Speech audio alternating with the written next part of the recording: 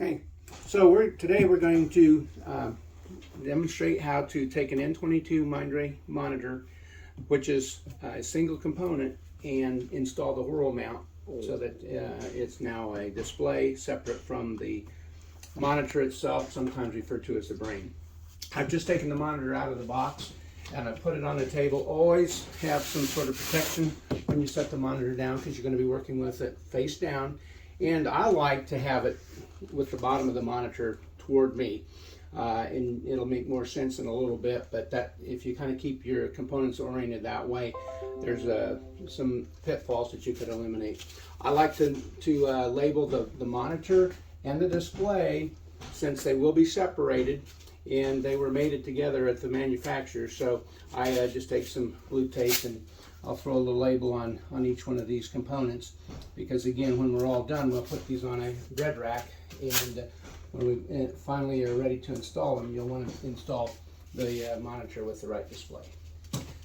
Also, what you'll need in addition to the monitor is your Whirl mount kit, and it comes in a box like this, pretty good sized box, and you'll have a little protective foam on top. I like to go ahead and get the components out and set them on the table, because then it helps me to kind of keep track of what I need to do next. I kind of look at those items, and basically the clear bag has 4 cables that you're going to need to attach the display to the monitor once it's been separated.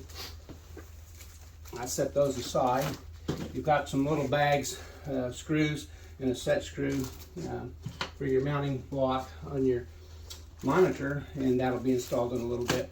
Kind of an important cover here, and again, all of these things will be put in the video here so that you know at what point in time you can utilize those and install those items.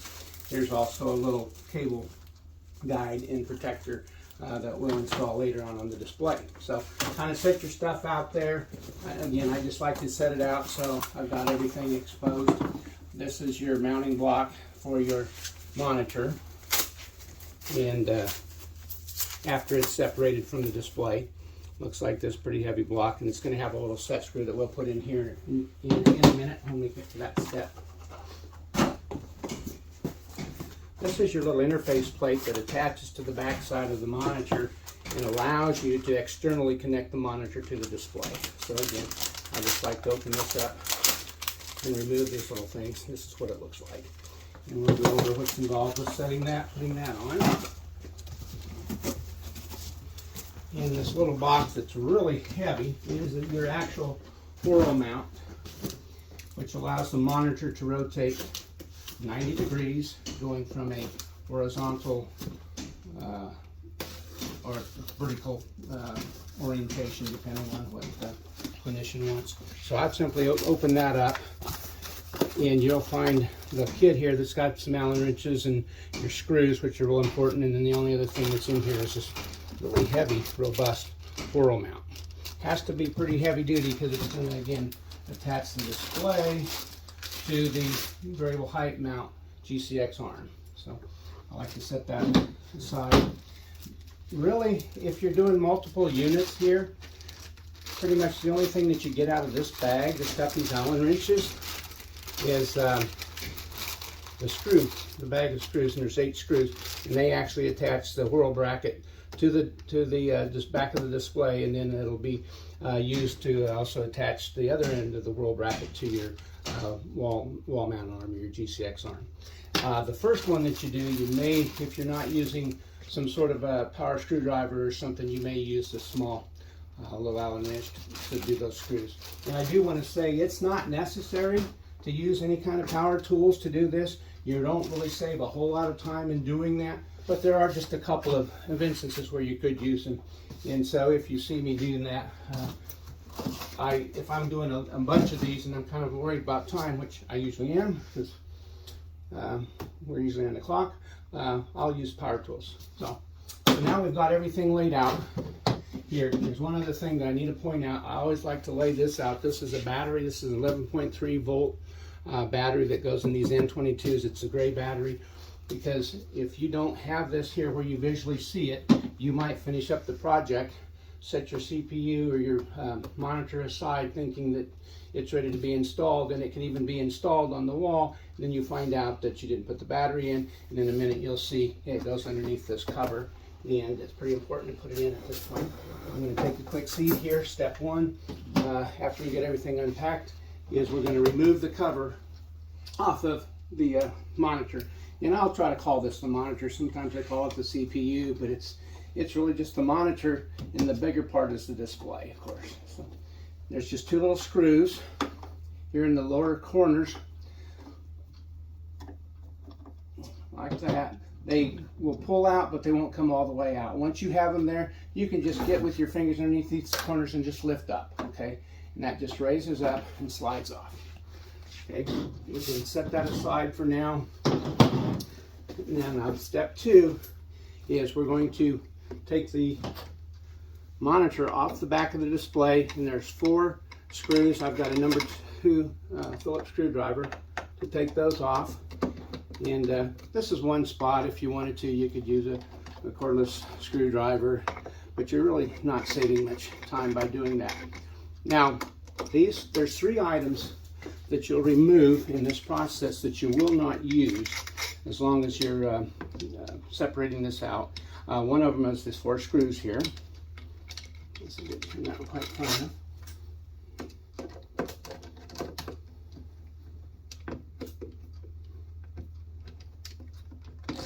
And the 4th one.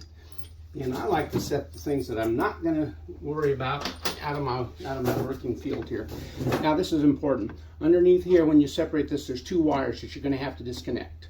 And as you're facing this, it's on the right hand side. Lift up this way, and then you can see right down here you've got a tether, a little plastic tether that holds this unit to this display. But basically it's there to protect these 2 wires right here from getting tugged on and pulled on. What I've done is I've compressed those 2 little ears and popped that out, and that's how that little tether works. So it's going to disallow that to be separated until you reach down there and pinch those 2 ears, and now you're here. Keep a firm grip on this. You don't want it to get away. I like to disconnect the small little black connector first, and on top is a tab that has to be pushed down. So I just, using my thumb, I push down and gently ease that out. Okay, and there's that tab. Then the other one has a little bit wider flat connector. It has some little metal spring-loaded clips on either side that have to be depressed, and then that slides out. Okay, I would always recommend having a second padded surface to set this on. Now we're going to set that down. The second thing that you do not need, now that you're separating the display from the monitor, is this little tether here, little plastic tether. We already saw that end. This end just screwed on to the CPU, the monitor rather. The little screws here are pretty important. There's 4 of them that are needed when we finish the project, and you'll actually produce 2 more that you don't need, but I recommend hanging on to, because those are always easy to lose, and you don't want to be without if you can keep from it. Now, these are the 2 wires that we disconnected. The smaller one is actually your power source, okay, and that's what powered from the monitor to the display. We're going to take that out, and that's going to be discarded. So again, the 3 items that you're not going to use, but you can save, because I've saved them always, are the 4 long screws, the power jumper, and then the little plastic tether. Yeah, and so thank you. We just like to put those in there, and you can see all those components. And I don't know if you give them to Biomed or some other Mindray person may need them. So now the next step here is to grab your interface plate that will fit in, and this is going to allow you to connect externally from the back of the monitor over to the display. And this is a critical point right here. I'm going to rotate this down. And again, I like to orient this so that the bottom of the monitor is to me.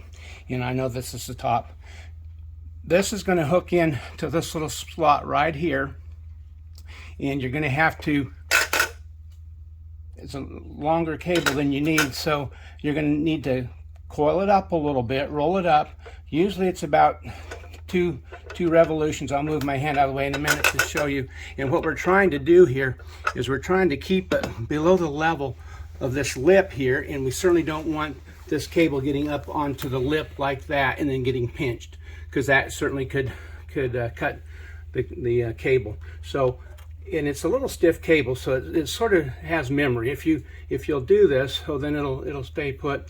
And then when you're hooking this one in, I think it varies. You're looking for the side that does not have any white plastic. You see the white plastic there? This side's just all metal.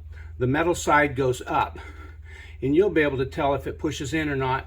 And I'm going to show you that you push it in until it kind of snaps. Okay, you'll hear it snap in there. So those little spring-loaded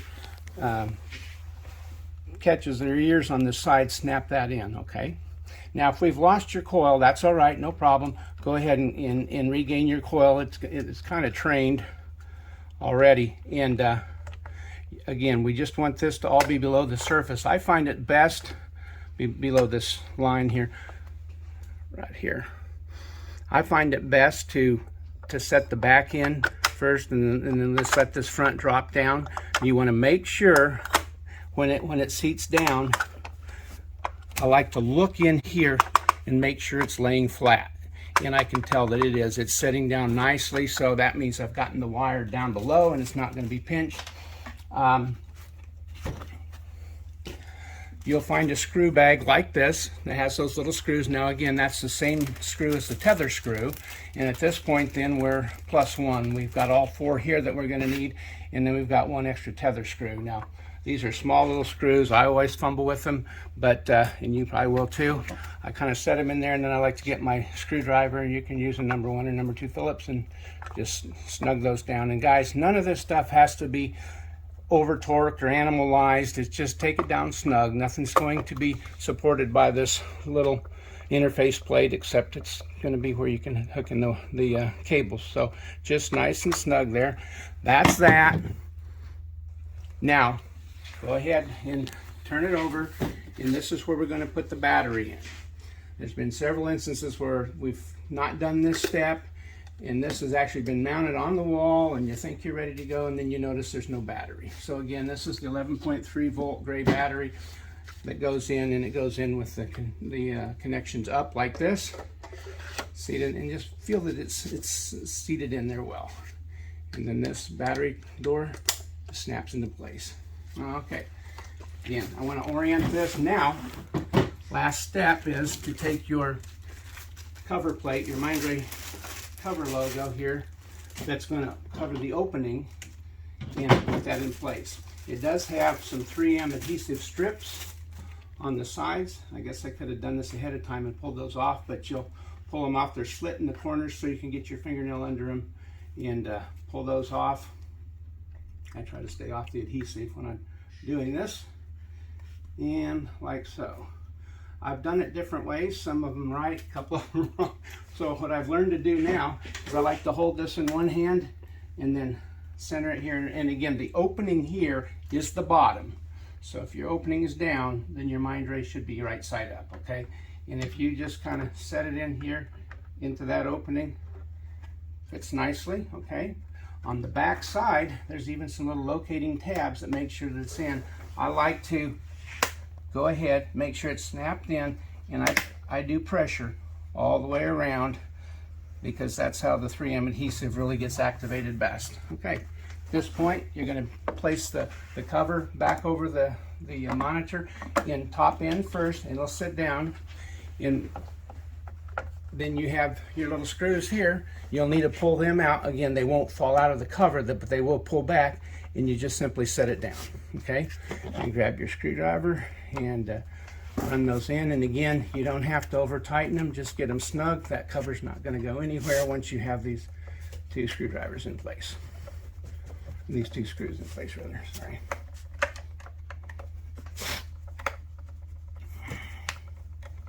One last thing that I like to do is find my marker. Oh, it went over here. Excuse me. And just so that during installation, this could be a time saver. I go ahead and put a B on this label there, so I know there's a battery in there. And if I put my B on there, then I don't have to worry about it or think about it or anyway. And the good news is you'll see it soon enough. The bad news is you may have to pull it back off the wall. So we're done with the monitor now. We can set that aside. And now we're ready to focus on the display. So we've got this big opening here that was created when we pulled off the monitor. And we have, where did I go with that? Oh, didn't get it out yet. Sorry, I did not get out this little guy. And this is the back of the monitor now. It's going to cover that opening. And pretty cool. It really goes in nicely. This is well thought out the way they designed it. So just open that up. Slide that out. Now you've got two wires, and those will look familiar to you. Those connections you've already seen. So already know this one's going to go in, the black one is the power, it's going to go into the tab up. And then this one actually goes in with the metal part all being up. And I think that was the same as with the interface plate. So we're going to find the bottom of it. And the bottom is, again, it's helpful when you're oriented with the monitor, or the display rather, on the bottom. I'm going to sit down here. Just there, down there. And I like to put the power, connect the power one first. And here you can see where those two things go in. That's the same place we disconnected it when we first lifted the monitor off the display. So I'm going to get this oriented up, and I'm simply going to slide that in. And you kind of have to move it around until you feel it line up. And sorry. It doesn't usually take this long, but it can. Now that just slid in, and then that little thing clicked in. And then the other plate. Now it already has these wire looms or wire clips to hold it in place. You don't have to take those out. That's okay. And I like to run this one underneath the power. And again, we said that we're orienting this with the metal up. So there's the metal side up. There's the side that has the white plastic. And on both of these, whenever this goes in, it's the metal side up. So I'll get it in there, get it started, and it fits pretty close to the bottom of the molding here. And then this is really important. Push it in, kind of either side, work it in, and those little clips will snap out and hold in place. And that's it. This simply lays down. And this is kind of an important step. Run your fingers around these edges because there's some little notches that allow this to snap in. Okay, we're good to go there. Now we're going to go to the whirl mount, and this is very important because you'll see that there's arrows. There's an arrow on the plate that actually connects to the display, and this is going to be the thicker plate here, the kind of a star-shaped plate. It's going to be what hooks to the back of the mount, the mounting arm. Turn that about this far so that you can access these holes to mount this to your display. So we're going to simply set it down. And this little kit here has 8 screws. They're all the same. And you're going to use 4 to mount the bracket to the display, and the other 4 will mount the whirl mount to the mounting arm. And I just set these things in here. I like to go ahead and get them started. Because this has got such a small hex wrench and hex size, and because these are so long, I usually start them anytime that you are going to use a cordless drill or a power tool or something. I really recommend that you start it first. Don't just go up there and think, oh, I think that's right. I'll change out my bit to the little bit that fits here, and then take these down. If you've got a clutch, you want to have it be pretty low. In fact, you should always pretty much have a clutch on your tools. You want to have it pretty weak because you don't want to strip anything out again. You don't have to animalize these. Just take it down there. Didn't quite need to go that far. and that's the clutch that you're hearing there. And I've set this one real light. Sometimes I'll go back in and even finish it by hand, but if you know your tool, then you know.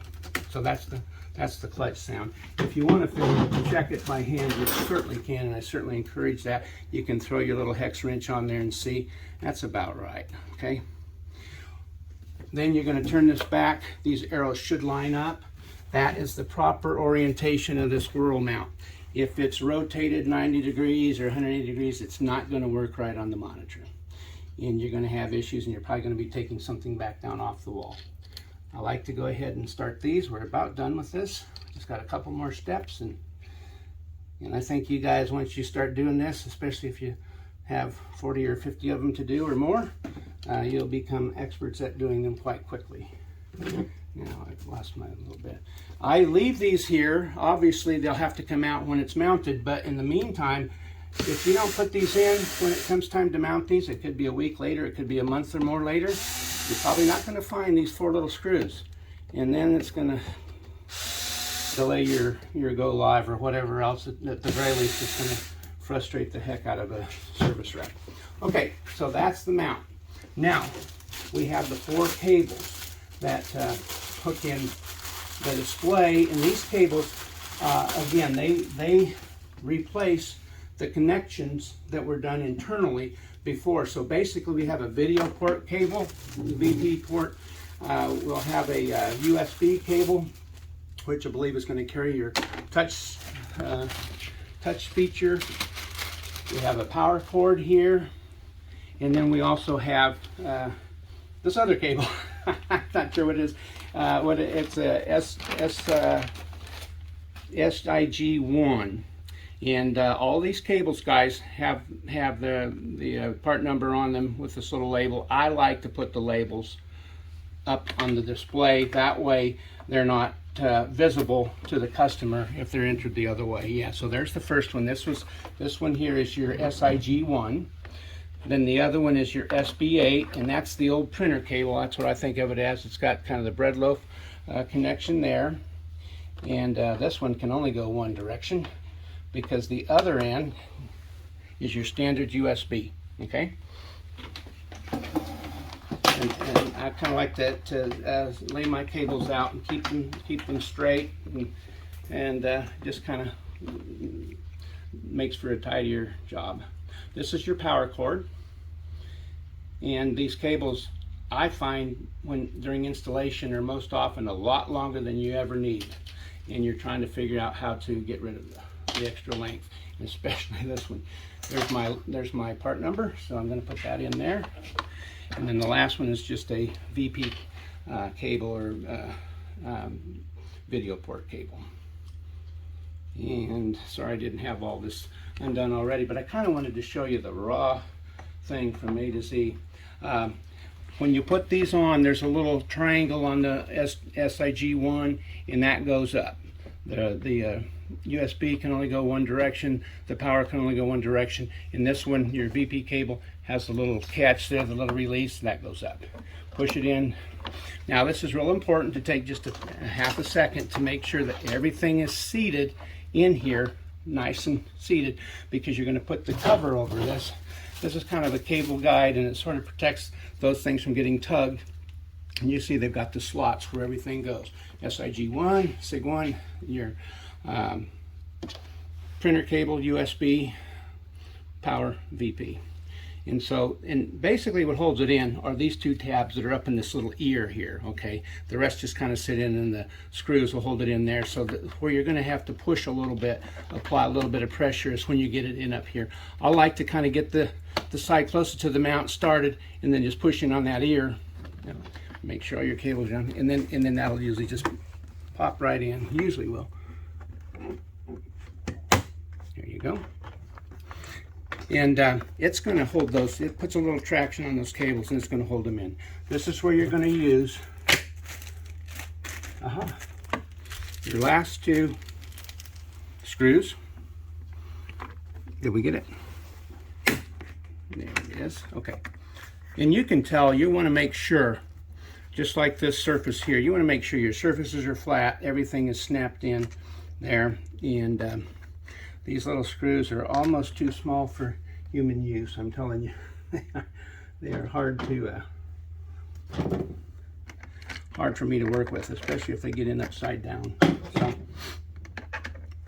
give me just a minute, I'll turn that over. Okay, so again, number 1 or number 2 screwdriver will get those put into place. Don't over tighten them, making sure that your cables are in the cutouts there.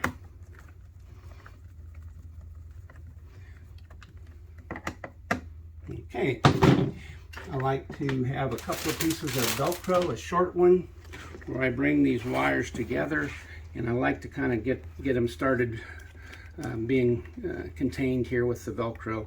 Kind of supports them, because what we're going to do, we're not ready to install this. If you're ready to install it, then you can put it on the wall and go with it. But a lot of times you're setting these up, you're separating these out ahead of time, and maybe your go live is going to be sometime in the future. And I like to try to keep these straight, and it's almost an impossible task, but kind of the more organized you are when you start, the better you might have it later on down the line. And then we're just going to roll these up into a loop about yay size. Interestingly, your VP cable, and you'll recognize that's the biggest one with the end there, it's longer, about a whole loop longer than your other 3, or shorter rather than your other 3. The other 3 are the longer ones, so I like to go ahead and do an extra loop with those. And I have a little bit longer piece of Velcro. I'm going to run in here, and I'm not too worried about what it looks like. I want it to hold everything together, because I'm going to just set that right up there. Now, we're not quite done yet. There's one final step here with your display, and that is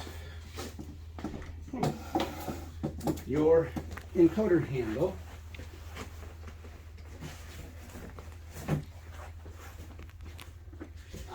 I guess I have assembled enough that I don't have it. All right, so we've just completed with the cables here, and we're ready for the final step on the display, and that is the encoder handle.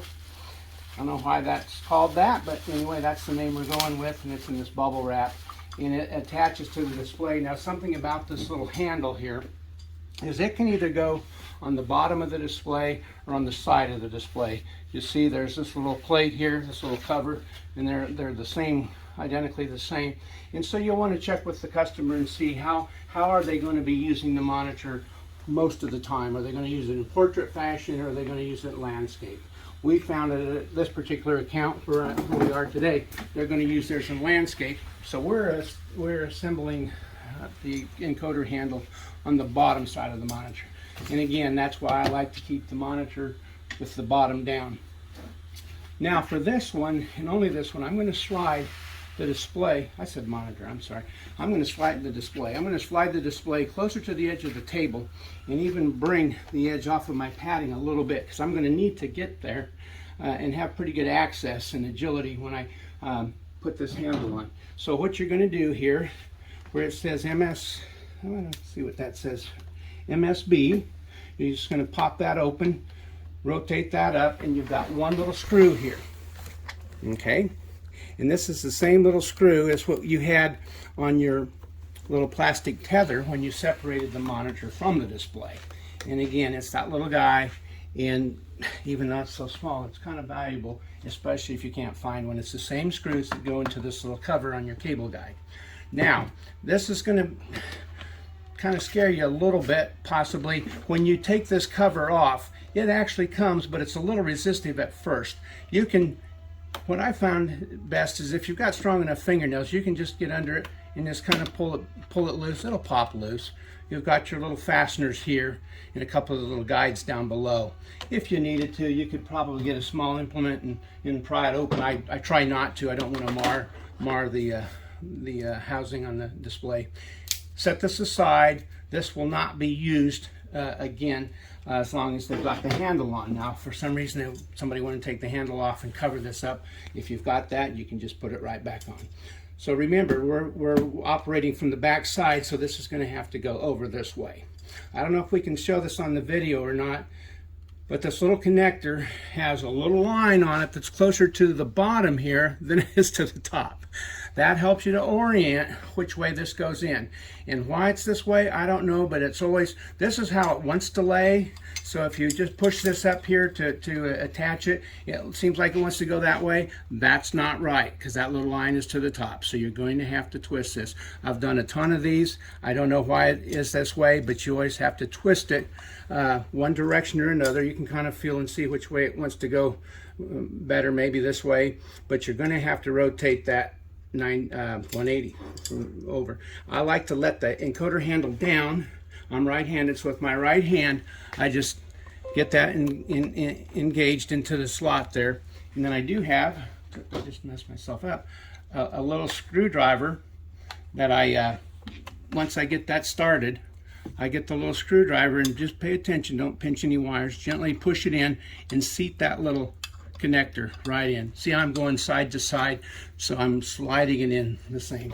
Now you've got two, or actually three little support bars and locating tabs here, and so now you just simply rotate this up and into position, and now you have two screws here, Phillips headed screws that you will tighten down and attach firmly your handle. So you'll want to make sure that the handle's kind of pushed down and seated, and then once you've gotten that in place, then just take your screwdriver and turn those screws in.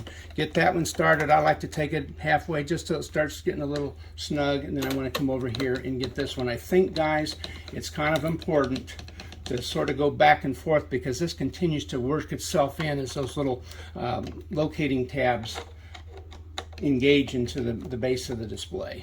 So I usually go back and forth a couple of times. This one you can get pretty snug. There we go.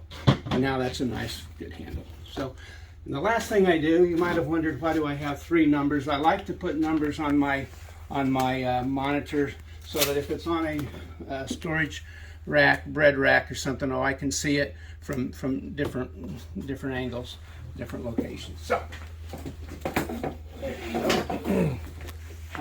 then the last thing, this would normally be the last thing, but the last thing is something that I forgot, and that is, you wouldn't go very far if you forgot to put this on. This is the mounting block for the monitor that we've separated from the display. Okay, and since it's a GCX component, it's going to slide on the wall channel like so, and you've got one set screw, and this mounts to the back of the monitor. So I will grab my monitor here, turn it over, and the reason we saw this is because we laid all this stuff out initially and realized we're not done, because there's still some parts there. We had a bag of 4 screws here that are going to mount this on. And then we have a really important little set screw here that's going to fit in that opening there. Okay.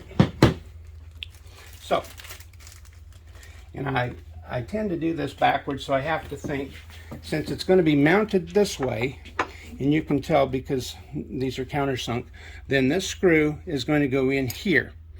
If that's a little hard to reach, you can turn this over, and keeping the hex end facing out, then you can go ahead and screw this in here and run it almost all the way down. This is the standard 5/32 hex wrench that adjusts your monitor pivot on your GCX mounts. It's used a lot. That's there. It comes in there. Now you're going to take this guy here and you're going to place it, and there's 4 holes here. We've got the 4 screws.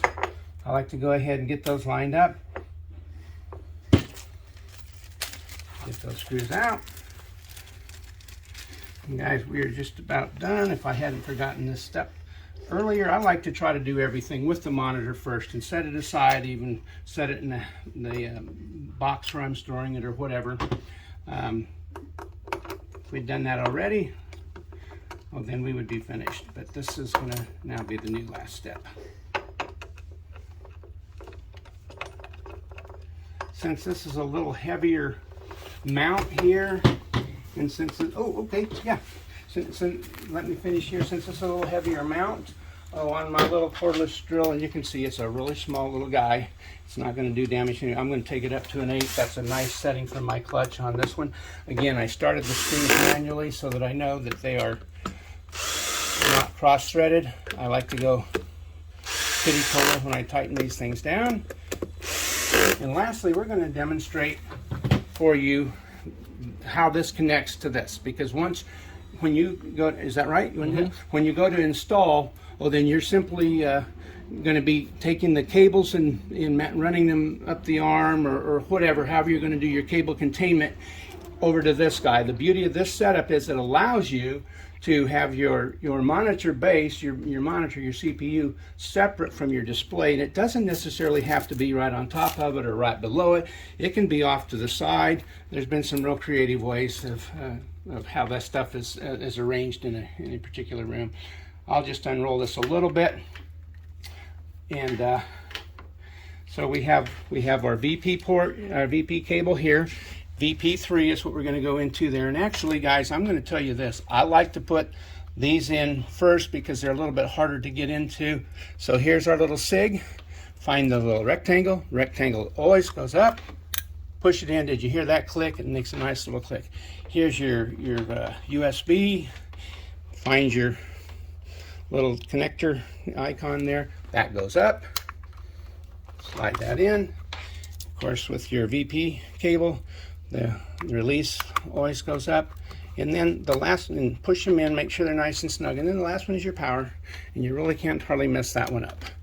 They go like that. What we like to do, and just depending again on what kind of space you have to work with and how much cable you need or how much cable you're going to have to kind of tie up, we've gotten creative with wrapping the cable or looping it back underneath the arm or whatever. Guys, that's it as far as I know. All right, looks good. Take a quick peek here. Yes, there's a real one in place. Hey, guys.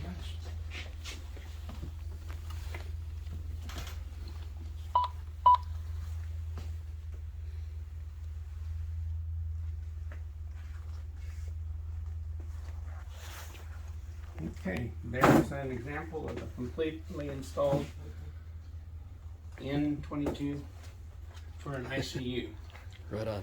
And you've got all kinds of options with location of your different components and stuff, and even with the this is what your swirl kit does for you. It allows you to do this. I need to get this off of my.